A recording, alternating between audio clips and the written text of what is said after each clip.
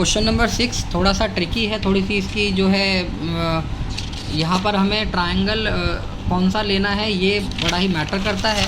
Triangle हम कौन सा लेंगे यहाँ पर, प्लीज़ वेट, मैं यहाँ पे कैप लगा देता हूँ, ठीक है। तो क्वेश्चन नंबर 6 के अंदर हमें ये बोला गया है कि ये जो ए ई है वो ए ई इस ए सी के बराबर दिया हुआ है। तो मतलब बड़ा ही एक ही फिगर के अंदर सारी फिगर्स दी हुई हैं।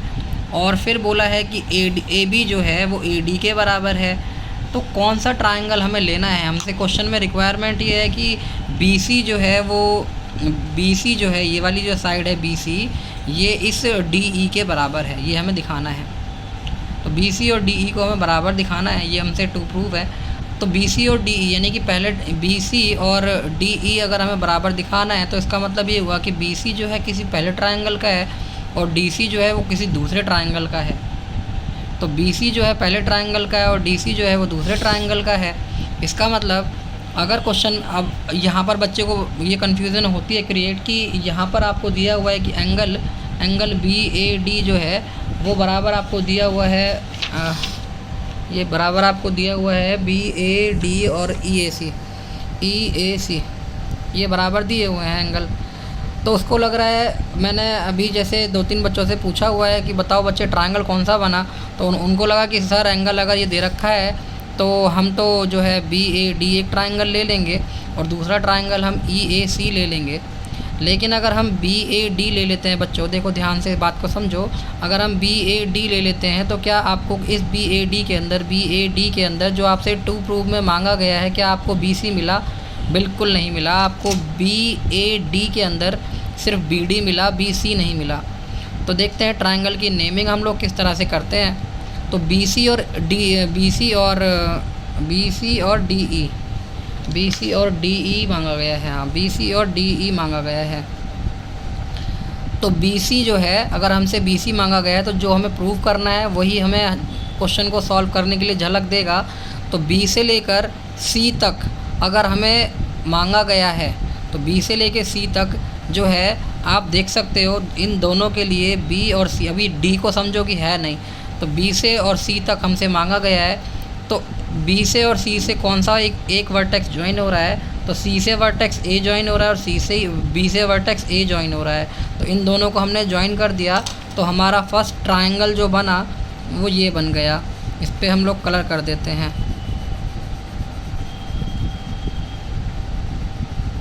ये वाला ट्रायंगल हो गया। अब इसके बाद ये चीज़ें हमें बराबर दे रखी है कि ये वाला एंगल जो है इस वाले एंगल के इक्वल है। लेकिन अगर हमें ट्रायंगल ये पूरा ऑरेंज दिया हुआ है तो हमको तो भाई एंगल पूरा दे रखा होना चाहिए था, एंगल तो पूरा बराबर नहीं दिया है। फिर इसके बाद फर्स्ट वाले ट्रायंगल की नेमिंग हमारी हो चुकी है एंड तो दूसरे वाले ट्रायंगल की नेमिंग कैसे होगी? तो दूसरे वाले ट्रायंगल में जो हमें साइड दे रखी हैं, ए सी जो है वो ए ई के बराबर है और जो ए बी है वो ए डी के बराबर है। ये चीज़ हमें गिवन है और ये जो एंगल है ये भी हमें गिवन है। ये चीज़ हमें प्रूव करनी है। तो अगर ए सी और ए ई, तो बात को समझेंगे ध्यान से कि जो ट्रायंगल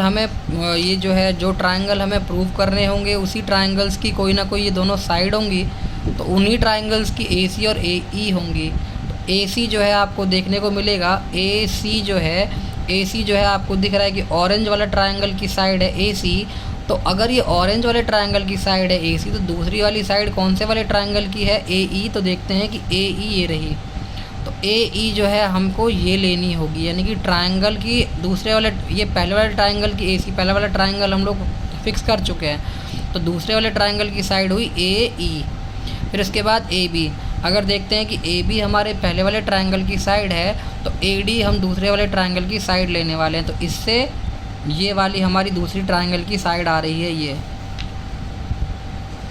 और क्वेश्चन में मांगा गया है कि बी सी और डी ई बराबर है, ये हमें प्रूव करना है। तो बी से सी तक ये बराबर किसके है भाई? बी सी जो है वो पहले वाले ट्रायंगल की है, तो डी ई को कौन से ट्रायंगल की हुई? ऑब्वियसली दूसरे वाले ट्रायंगल की हुई। तो ट्रायंगल हमारे पास जो हमें दोनों लेने हैं वो दो ट्रायंगल हमारे अभी फ़िलहाल तक आ चुके हैं। अब ट्रायंगल का नाम क्या लिखना है, ये जो है मैंने ब्राउन कलर से कट कर दिया है, इसकी कोई ज़रूरत नहीं है। अब ध्यान से देखते हैं, तो अगर मैं इसको ट्रायंगल को कलर करूं, तो ट्रायंगल को मैंने ये इतना कलर किया एंड यहाँ पर कलर करने की ज़रूरत नहीं क्योंकि ट्रायंगल ये आ रहा है। अगर मैं इसको और आगे फर्दर कलर करता हूँ तो ऑरेंज कलर को इसने जो है ओवरलैप कर लिया है ग्रीन कलर ने। इसका मतलब अभी इसको समझेंगे कि आगे होने क्या वाला है। तो क्वेश्चन नंबर 6 को आगे कंटिन्यू करते हैं। अब ट्रायंगल का नाम सबसे ज़्यादा ज़रूरी है। तो इन ट्रायंगल कौन सा वाला ट्रायंगल, तो इस वाले ट्रायंगल का आप अगर ABC ले रहे हैं, ट्रायंगल अगर आप पहले वाले ट्रायंगल का नाम अगर आप ABC ले रहे हैं तो दूसरे वाले ट्रायंगल का आप क्या नाम लेंगे। तो बच्चों पहला ट्रायंगल जो है हमारा ABC हो गया है। तो अब दूसरे वाला ट्रायंगल हम जो मर्जी नहीं ले लेंगे क्योंकि naming is very very important. तो यहाँ पर साइड तो साइड जो भी है जो आपको गिवन है, तो अगर AC साइड पहले वाले ट्रायंगल की है तो AE साइड दूसरे वाले ट्रायंगल की है, और AB साइड पहले वाले ट्रायंगल की है तो AD साइड दूसरे वाले ट्रायंगल की है। तो साइड जो होती हैं वहाँ पर एंगल भी बनते हैं। जैसे कि अगर मैं B की बात करूँ तो B पर कोई एंगल बन रहा है तो C पर भी कोई एंगल बन रहा होगा पहले वाले ट्रायंगल में यहाँ पर। तो इसी तरह से अब जो है यहाँ पर बोला जाता है। तो अगर ज़्यादा एक्सप्लेनेशन चाहते हो तो मुझे कमेंट में बताओ, बाकी तो मैं आपको ट्रायंगल का नाम दे दे रहा हूँ। अब देखो A के करस्पॉन्डिंग पहले वाले ट्रायंगल में A के करस्पॉन्डिंग, देखो अभी मैंने पहले वाले ट्रायंगल का नाम लिख दिया है ABC। अगर मुझे दूसरे वाले ट्रायंगल का नाम लिखना है तो मैं दूसरे वाले ट्रायंगल के A के करस्पॉन्डिंग A लिखूँगा। फिर B के करस्पॉन्डिंग क्या है, देखो आपको जो चीज़ें गिवन है, आपको गिवन है AB और AD बराबर है, तो B के करस्पॉन्डिंग आएगा D, तो B के करस्पॉन्डिंग आएगा D। और C के करस्पॉन्डिंग देखो AC में C आ रहा है तो C के करस्पॉन्डिंग होगा E, तो ट्रायंगल का नाम हो गया ADE। तो यहाँ पर अब हमारे पास ट्रायंगल का नाम हो गया ADE और ABC। तो आप देख सकते हो कि हमने ट्रायंगल का नाम किस तरह से लिया है। और ट्रायंगल का जब हमने नाम ले लिया है तो जो क्वेश्चन में आपको जो चीज़ें गिवन है वो ऑलरेडी आप यहाँ से कंपेयर कर सकते हो कि जो AB होगा वो AD के बराबर होगा। क्या वो बात आपको समझ में आ रही है। देखो AB जो है AD के बराबर है, गिवन है। एंड देन अगली चीज़ ये कि आपको AC जो है AE के बराबर होगा। तो AC A स्टार्टिंग और C एंड, तो AC तो A स्टार्टिंग और E एंड। तो बात समझ रहे हो, AC जो है वो AE के बराबर है। एंड फिर फाइनली BC और DE भी बराबर हो जाएंगे जो कि हमसे मांगे गए थे। देखो जी, ट्रायंगल के जस्ट नाम मात्र से ही BC और ये देख रहे हो BC जो है एंड में आ रहा है और DE अब एंड में आ रहा है, तो BC और DE बराबर हो जाएंगे। दैट्स इट, क्वेश्चन ख़त्म हो जाता है यहाँ पर। तब हम जो हमें चीज़ें बराबर दे रखी है वो हम लिख देंगे। एंड फिर अब यहाँ पर अब दिक्कत फिर ये भी आएगी बच्चे को कि कॉन्ग्रुएंसी क्या लगानी है, कौन सी कॉन्ग्रुएंसी लगानी है, वो बात की बात है। चलो सबसे पहले हम ऑरेंज वाले ट्रायंगल का हमें दे रखा है AB जो कि सिंगल मार्क्ड है। AB जो है जो चीज़ें गिवन है वो तो लिख ही दो। तो AB जो है AD के बराबर है और AC जो है वो AE के बराबर है, AC जो है वो AE के बराबर है, AE के। देखो AB इसमें आ रहा है तो यहाँ आना चाहिए, AC आ रहा है तो AC आना चाहिए, AD आ रहा है तो यहाँ आना चाहिए और AE आ रहा है तो यहाँ आना चाहिए। ऐसा नहीं कर देंगे कि यहाँ AE लिख देंगे। अगर AE लिख देंगे तो यहाँ तो कहीं AE है नहीं। तो नाम भी जो है ये साइड्स का नाम भी ट्रायंगल से ही आता है निकल के। तो नेक्स्ट आगे, अब कौन से एंगल, अब हमें दो एंगल यहाँ पर बराबर दे रखे हैं, दो उनसे तो बराबर होता नहीं है कोई भी ट्रायंगल। तो साइड दे रखी है जो कि गिवन थी और ये भी जो है गिवन साइड है, दोनों गिवन साइड हैं। अगर ये दोनों गिवन साइड है उसके बाद हमें, अगर ये ऑरेंज वाला ट्रायंगल हम लोग देख रहे हैं, ये वाला ऑरेंज ट्रायंगल है, यहाँ से ये मैं बड़े ही आराम से हाथ को फिराऊंगा यहाँ से ये। तो ये ऑरेंज वाले ट्रायंगल में ये आधा सा ही एंगल दे रखा है। अब भाई आधा सा एंगल दे रखा है, एंगल तो पूरा दे रखा तो बात बनती कि यहाँ से लेके यहाँ तक एंगल बराबर है, तब तो बात हम कहते भी। और हम कहते कि अगर ये ग्रीन वाला ट्रायंगल है तो इसका ये वाला बराबर होना चाहिए था, तब तो हम कहते हैं कि पहले वाले ट्रायंगल के अंदर जो एंगल है वो दूसरे ट्रायंगल के एंगल के बराबर है।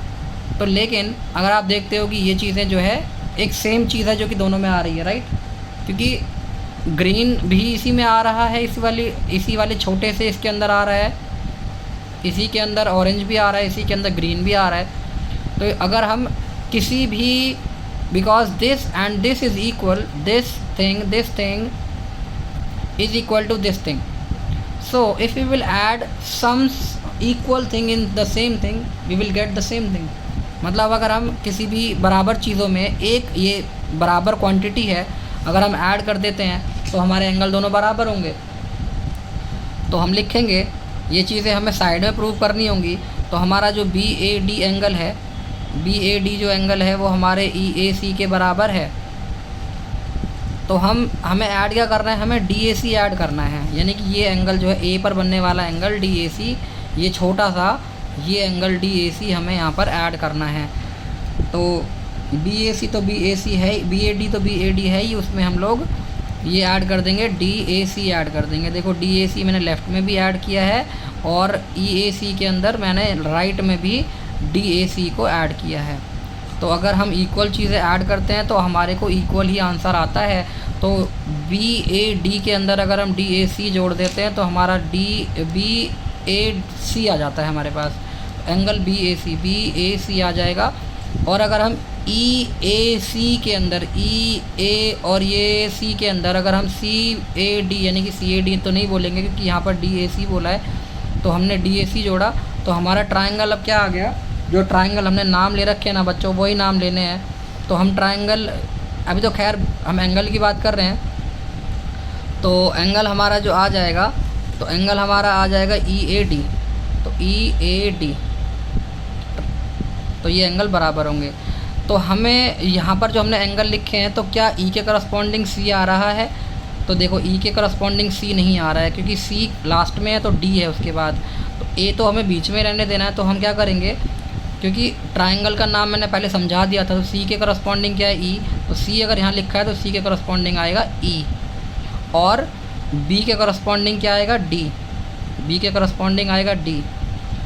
तो A पर तो बनने वाला एंगल बराबर है ही है, तो देखो A पर दोनों बनने वाले एंगल बराबर ही हैं, तो उसमें तो कोई प्रॉब्लम ही नहीं है। तो हमें एंगल ये लेना है।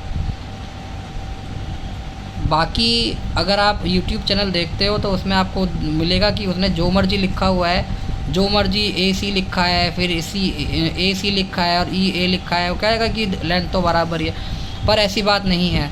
मैंने बताया है कि किस तरह से क्वेश्चन करने से पहले ही आपको पता चल गया था कि कौन कौन सी साइड किस किस के इक्वल है। तो DAE, तो दोनों एंगल जो है बराबर हो गए हैं। एंड लिख देंगे, ये अभी हमने दिखाया है, तो लिखेंगे प्रूव्ड।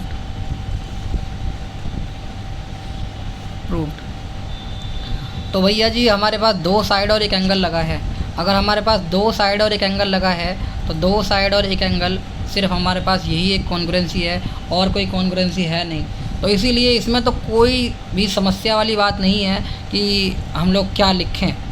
ओके, तो दो साइड और एक एंगल जब होगा तो साइड एंगल साइड। इसके अलावा जितने भी कॉन्ग्रुएंसीज़ हैं यहाँ पर आप एक बार रिवाइंड कर लीजिए।